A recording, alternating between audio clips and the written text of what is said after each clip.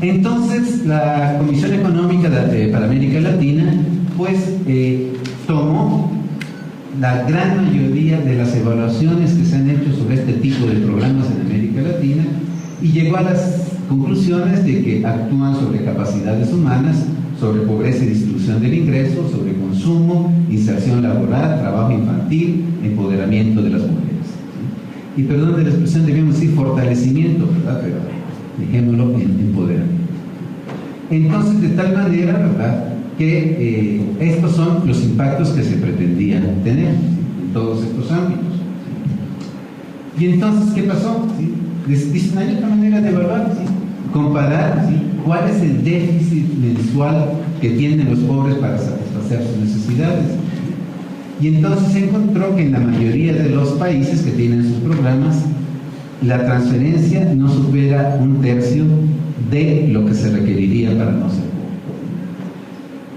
pobre. Hay sus excepciones, ¿sí? El conjunto de transferencias de oportunidades y beca familia pueden llevar a las familias extremadamente pobres a superar la línea de indigencia.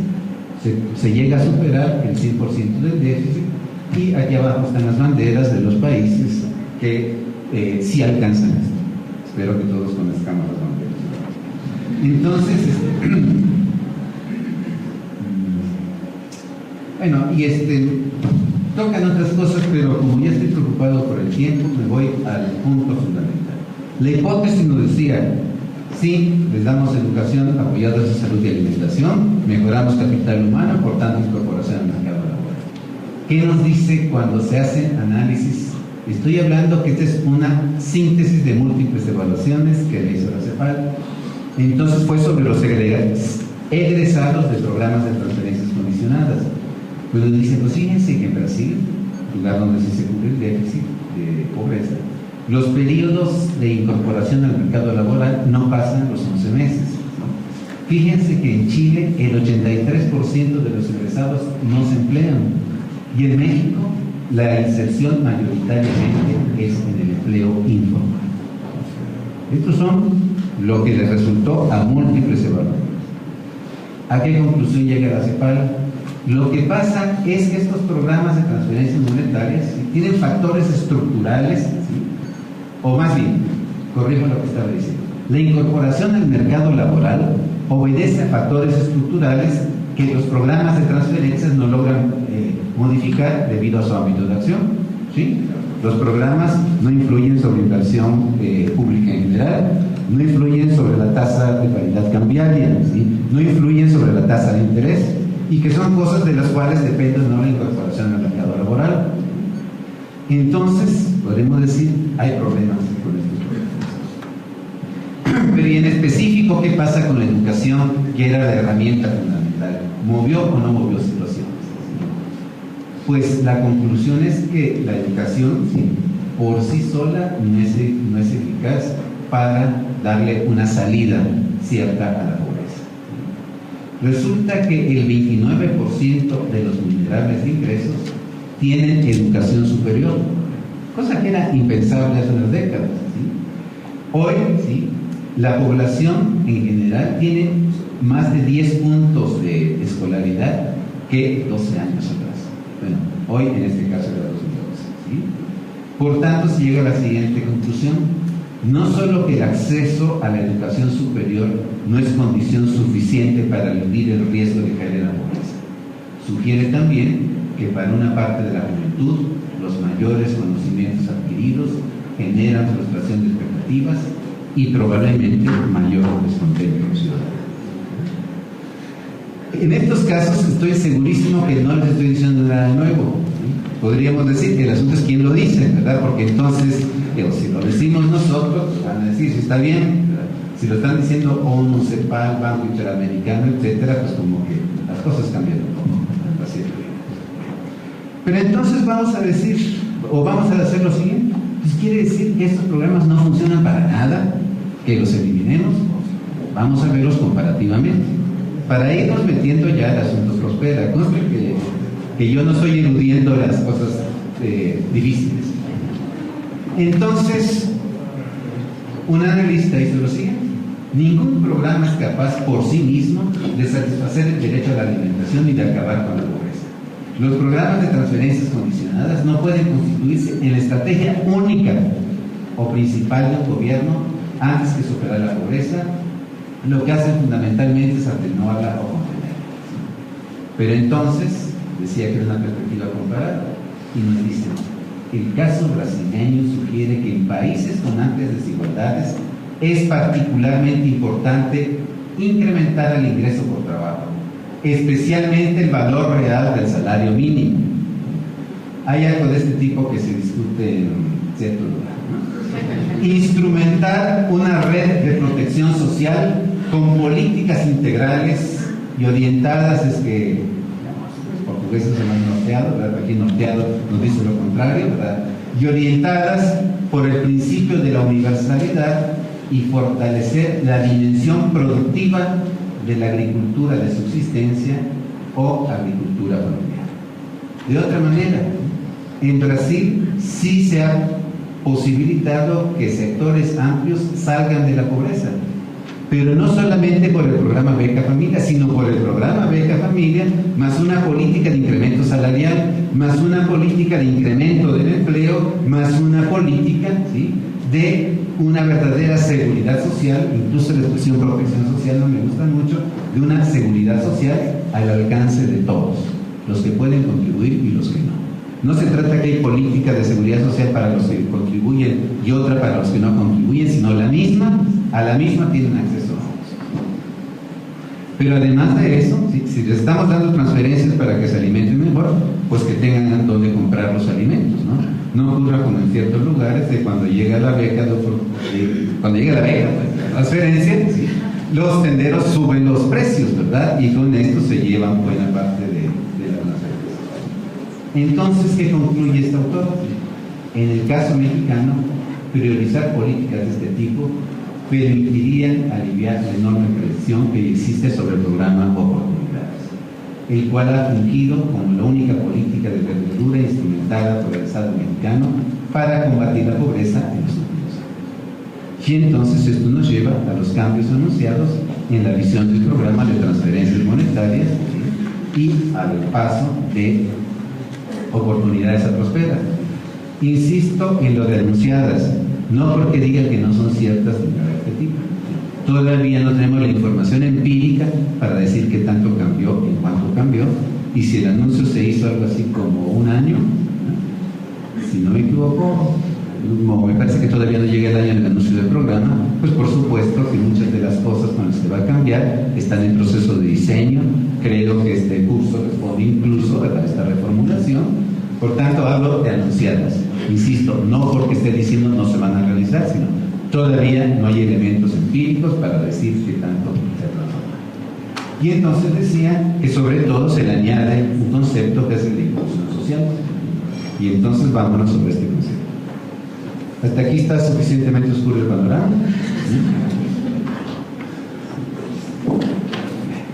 Entonces vámonos con el asunto de inclusión social. El asunto es que la mayoría de los textos definen negativamente inclusión, o sea, no porque se digan hay que hacerlo, sino definen exclusión social.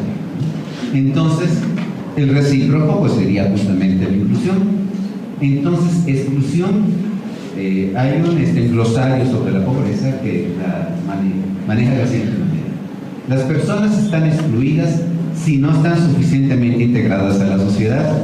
Digo, es un poco tautológico, ¿no? Tú estás afuera si no estás adentro, ¿no? Sí, entonces, la glosa que sigue es importante. Y hay diversas formas de exclusión. No estar incluido en los sistemas de protección social, eso en sí mismo ya es exclusión. La pobreza y la discapacidad que no permite participar en actividades comunes y corrientes. 3. Población silenciada por el estigma o la discriminación. Todas estas son formas de exclusión y sin olvidar que Prospera se define como programa de inclusión. ¿Cuáles son los supuestos teóricos de esta categoría de inclusión? Y entonces, ¿verdad? Esto remite a Parsons, que habla de inclusión haciendo referencia a la pauta de acción que permite que los individuos y o grupos que actúan de acuerdo con ella pasen a ser aceptados con un estatus más o menos completos de miembros de un sistema social solidario mayor. Traduzcamos esto. Parsons,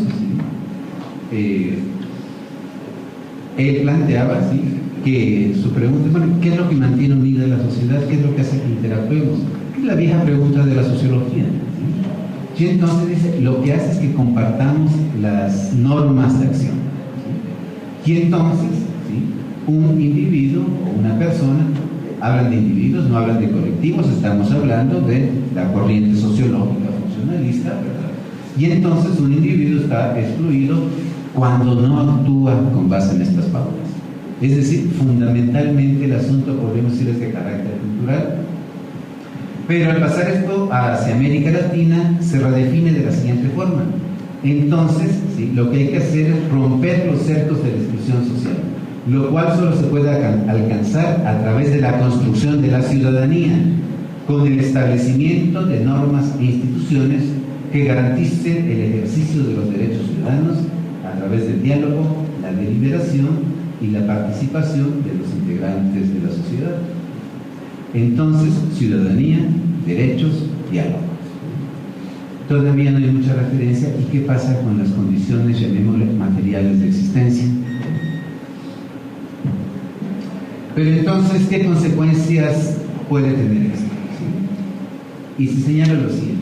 Una persona considerada pobre por ingresos puede encontrarse en situación de inclusión debido a que su condición económica le garantiza el acceso a redes familiares de subsistencia y apoyo.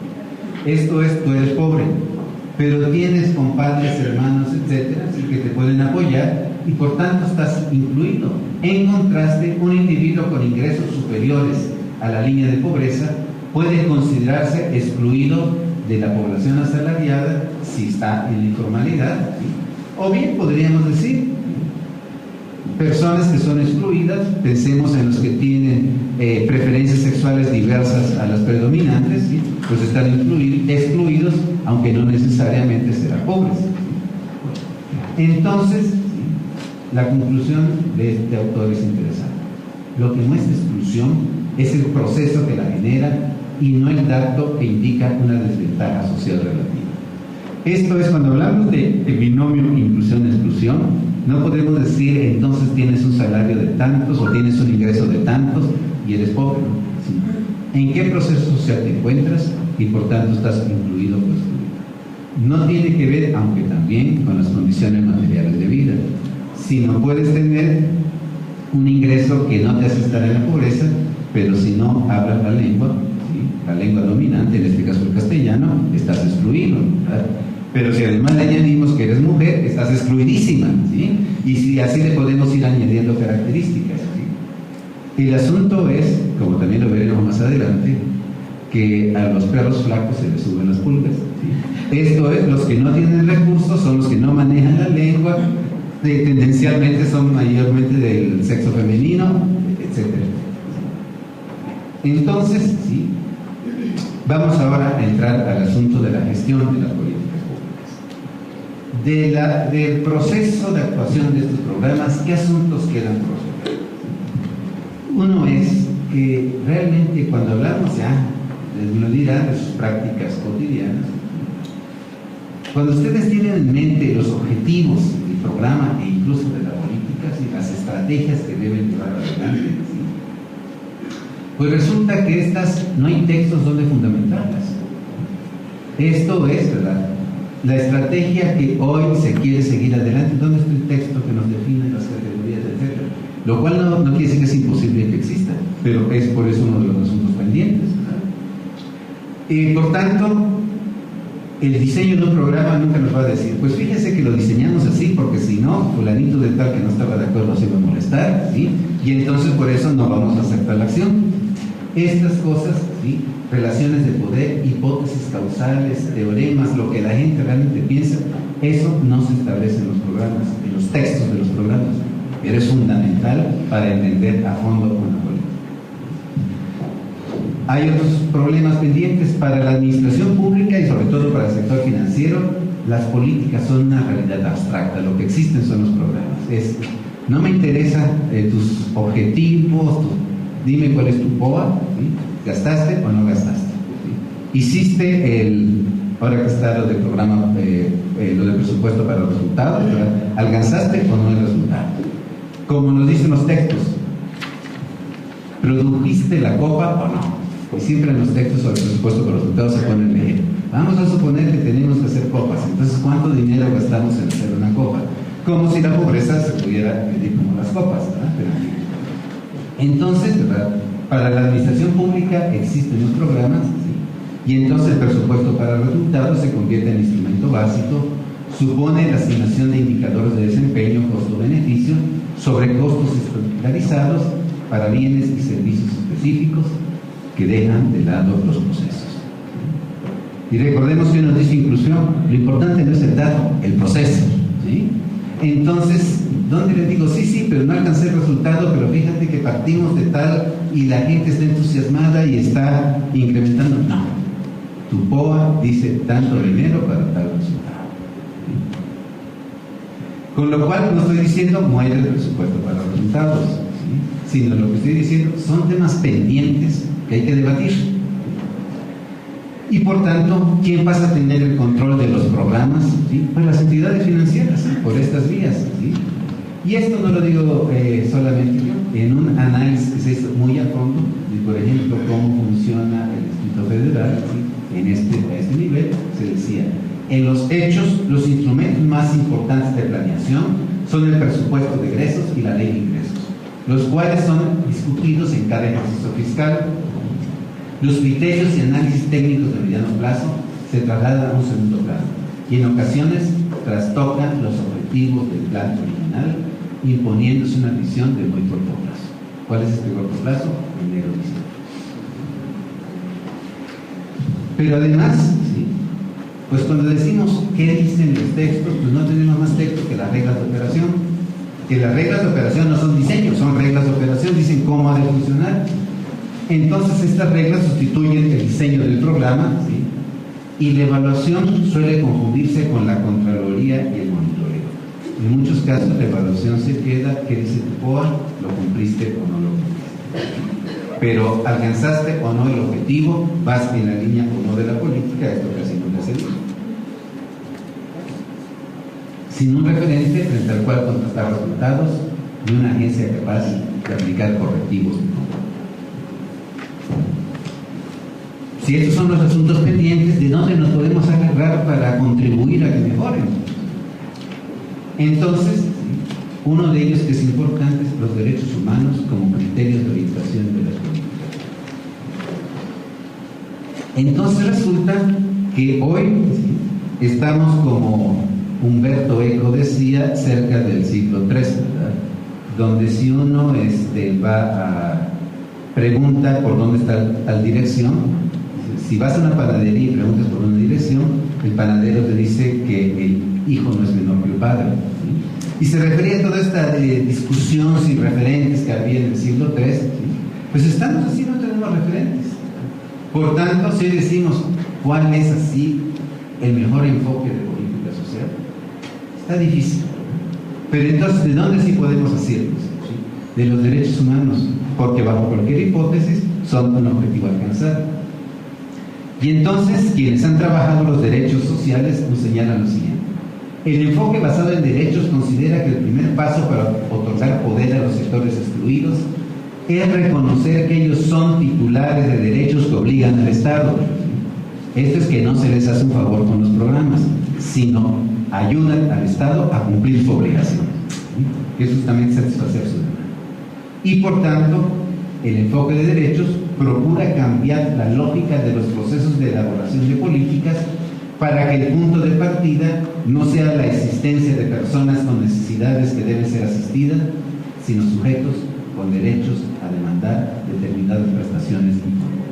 Esto es, estamos obligados a satisfacer esos requerimientos. Como en estos casos, como en los demás casos, trato de mandar a nuestra autoridad, Víctor Abramovich, ¿sí? Es un abogado argentino, ¿sí? Que entre otras cosas pues, fue miembro del Consejo de la Corte Interamericana de Derechos Humanos, así que tampoco que sea un improvisado en el asunto. Pero además a esta visión, ¿sí?, pues recordemos los cambios en el artículo primero constitucional que se dieron en el 2011. Anteriormente el 133 decía los tratados, etcétera, están en el mismo rango. Pero como hubo precisiones a esto que le bajaban de nivel, entonces se puso a la letra en el artículo primero constitucional, que ya no es de las garantías individuales, sino de los derechos humanos. ¿Sí? Todo pacto en materia de derechos humanos suscrito por el Ejecutivo y ratificado por el Senado se convierte en ley interna. En ese sentido, el Pacto Internacional de los Derechos Económicos, Sociales y Culturales es ley interna. Ya no es derecho internacional como una vez dijo un juez, sino es ley interna, ¿verdad? Y entonces, ¿en qué consiste este pacto? Pues simplemente, ¿verdad?, que convierte en obligatorios la seguridad social, el nivel de vida adecuado, la alimentación, la vivienda y todo esto que ustedes pueden leer más rápido de lo que yo lo digo. Por tanto, si queremos hacer políticas con enfoque de derechos, hay que satisfacer todo esto. Pero por supuesto, nadie es mago y mucho menos un gobierno. No puede de la noche a la mañana decir casa para todos, comida para todos. Por lo cual, este mismo pacto, ¿sí?, me voy a lo segundo y después regreso a lo primero, reconoce que estos derechos alcanzan progresivamente. ¿Y qué se entiende por progresividad? No es a ver cuando pueda, sino es muy preciso.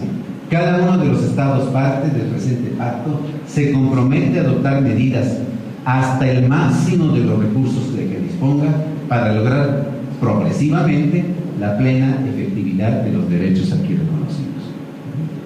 Y entonces esto es al final de cuentas lo que se convierte en desarrollo, ¿sí? En el derecho al desarrollo, ¿verdad?, es un derecho inalienable, ¿sí?, por lo cual todos los pueblos están facultados para participar en un desarrollo de estas características, ¿sí?, y a contribuir a ese desarrollo y a disfrutar de él. No se está pensando en un ciudadano pasivo, sino en uno que contribuye.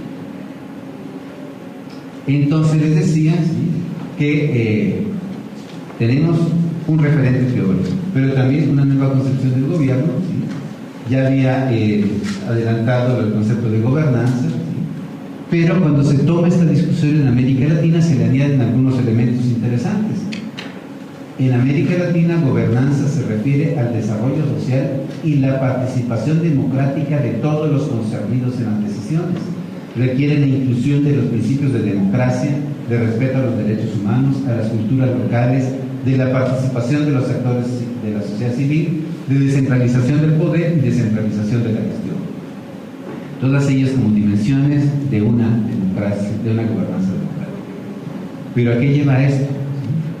A que hoy el Estado y en particular el gobierno, ¿sí?, ya no se puede suponer como la cúspide de una pirámide, donde está la sociedad y arriba están los diferentes órdenes de gobierno hasta llegar al supremo gobierno, ¿no? Hoy el gobierno es una red de instituciones, ¿sí?, es, como decía Schmitter, ¿sí?, pasó de ser regulador a regulador, donde también entran los órganos multilaterales, entra la sociedad civil y por tanto al gobierno hay que verlo de esta manera. Frente a esto se ha diseñado la categoría de cohesión social, ¿sí?, donde la platico rápido porque también esta parte me la voy a saltar para ir entrando. Entonces resulta que en la Unión Europea, que estaremos de acuerdo, es la región del mundo con mayor nivel de vida, les empezó a preocupar no la pobreza, sino algo que resultaba. Antes de la gran crisis última, se decía, bueno, pues tenemos un escaso nivel de paro, solamente 5% de la población económicamente activa está desempleada, por tanto les damos un recurso y con esto sobrevive. Hasta que alguien dijo, sí, pero fíjense que el problema es que siempre son los mismos los que están desempleados. No es que haya una rotación, sino son a los mismos sobre los cuales operan estas cosas. Y esos sobre los que operan estas cosas, ¿sí?, terminan rompiendo su identidad con la sociedad. Además de esto pasó otro fenómeno. Cuando se pasó, ¿cuál fue el paso? ¿De los 12 a los 27? Cuando se incorporó la Europa Oriental. Sí, pero fue de 12 a 27 miembros, ¿no? Sí. Entonces, cuando se pasó de la Europa de los 12 a los 27, se plantearon algo. Bueno, pues aquí estamos ingleses, franceses, alemanes, etcétera, más o menos con el mismo nivel. Pero ahora que viene toda la población de Europa Oriental, que tiene un desnivel de vida, estamos en problemas. Y entonces es cuando construyeron la categoría de cohesión social, de cohesión. Hay que igualar a todos los países, y como derivado de esto vino la de cohesión social. Entonces, que esta, cuando vino a América Latina, se dijo, bueno, pues hay que complementar la cohesión social de la Unión Europea con otros indicadores para América Latina, ¿sí? Y entonces la Unión Europea, ¿sí?, la definió así: la dialéctica entre mecanismos instituidos de inclusión y exclusión, seguimos el mismo tema, y las respuestas, percepciones y disposiciones de la ciudadanía frente al modo en que éstas operan. ¿Qué le añadió la reflexión latinoamericana? Sí, es esta dialéctica entre inclusión y exclusión, pero además son las estrategias que la ciudadanía genera, ¿sí?, para cambiar su situación. Y por tanto, ¿verdad?, esto podríamos ver en este continuo, ¿sí? Se parte de las brechas sociales existentes, la valoración que la sociedad tiene de las instituciones, se confronta con sus derechos, ¿sí?, y con los mecanismos de participación ciudadana. Hay diversos indicadores para esto, ¿sí?, para hacerla concreta. Las estoy saltando, esto va a estar a su disposición, pero voy a saltar por cuestiones de tiempo, no solamente de ustedes, sino de mí. Entonces, implica la articulación social, ¿sí?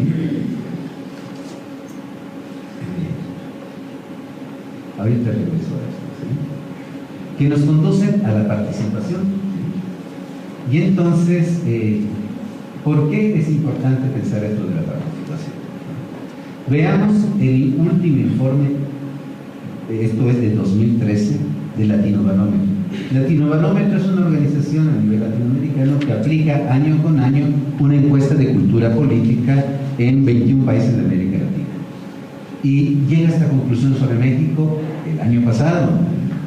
México tuvo alternancia después de 72 años, ¿sí? Y dice que Vicente Fox llegó con el apoyo del 44%, ¿sí? Y cuando terminó su presidencia, el 59% de la población apoyaba la democracia. O sea, terminó con un apoyo fuerte. Calderón lo sucede, inaugura con un 54%, ¿sí?, para bajar a 48% en 2007. ¿Sí? Pero después de la salida de Calderón, ¿sí?, la democracia llegó a su mínimo al 40%, pero antes de la salida de Calderón llegó a su mínimo en 40%. El 59% alcanzado con Fox de apoyo a la democracia bajó al final de Calderón al 40%. En 2012 vuelve el PRI al poder, ¿sí?, y tiene un apoyo de solo 37% de la población. La pregunta es: ¿usted está de acuerdo con la democracia, sí o no? Si digo no la apoyo, si digo sí la apoyo. Pero lo que viene es todavía más interesante. El caso de México es uno donde la alternancia en el poder no produce un impacto inmediato sobre el apoyo a la democracia, y después de un repunte se produce una pérdida sostenida. Pero todavía lo que sigue: México ocupa el penúltimo lugar de satisfacción con su democracia. Apenas el 21% de los mexicanos está satisfecho, nivel solo rebasado por Honduras con el 18%, y una media de 39% para América Latina. Entonces, creo que es un problema no de las instituciones, sino de todo el país. ¿Por qué México ocupa el segundo lugar entre los que están menos satisfechos con la democracia? Pero además, tomando esta misma pregunta, la aplicamos al Distrito Federal, pero le hicimos un cambio con respecto a la muestra que manejó Latinobarómetro. Estratificamos por nivel socioeconómico la muestra. Latinobarómetro la da toda agregada, así como si todos fueran del mismo nivel. La estratificamos en 4 niveles y nos salió lo siguiente. A la pregunta de la democracia es preferible a cualquier otra forma de gobierno, el estrato socioeconómico alto, 64.9, dice sí, preferimos la democracia. El medio 63, el bajo 56 y el muy bajo 54.8. Pero la tercera pregunta es la que me llamó más la atención. La tercera pregunta dice: ¿da lo mismo un régimen democrático que uno no democrático? O sea, me vale la democracia. El 18% de los de alto dijeron sí, pero la gran mayoría están en lo contrario. El medio 16, el bajo 24 y el muy bajo 27. Quiere decir que más de la cuarta parte de los que están en estatus muy bajo les va a ayudar a la democracia. ¿Pero qué quiere decir todo esto? Que el asunto de la democracia es un asunto, como ustedes ven en la estratificación, de desarrollo social. Y entonces, el asunto es que no se trata de ganar voluntades ni de filtrar clientelas, sino cómo a través de la inclusión, el desarrollo social y el respeto a los derechos se puede hacer. Y esto implica la participación ciudadana.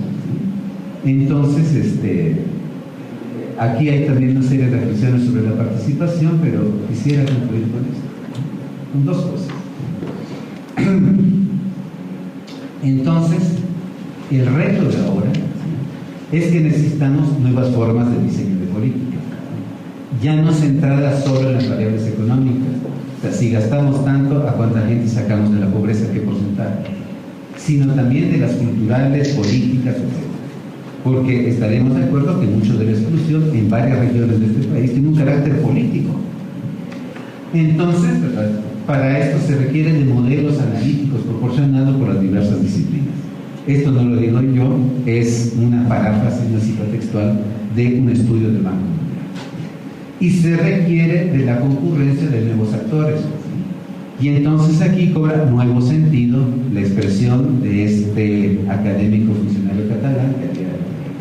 La gestión nos dibuja un nuevo escenario donde el reto es dar forma a las interacciones entre los múltiples actores que participan en la identificación, el diseño y la puesta en práctica de una política. Pero para ello hay que incorporar la exigibilidad de esos derechos. Y para incorporar las formas de exigibilidad se requieren instrumentos para hacer viable la participación. Se requiere de la visión de la administración pública, no solo como manejo de recursos, sino como potenciadora de procesos sociales. Esto es, se requiere avanzar en considerar incluso la evaluación como encuentro de visiones de gobierno y sociedad. El cuadro que venía después justamente trata de dar un ejemplo de esto, pero creo que para dar tiempo a dialogar, me detengo aquí y como se decía en los textos, en las piezas oratorias antiguas. Entonces ustedes tienen la palabra.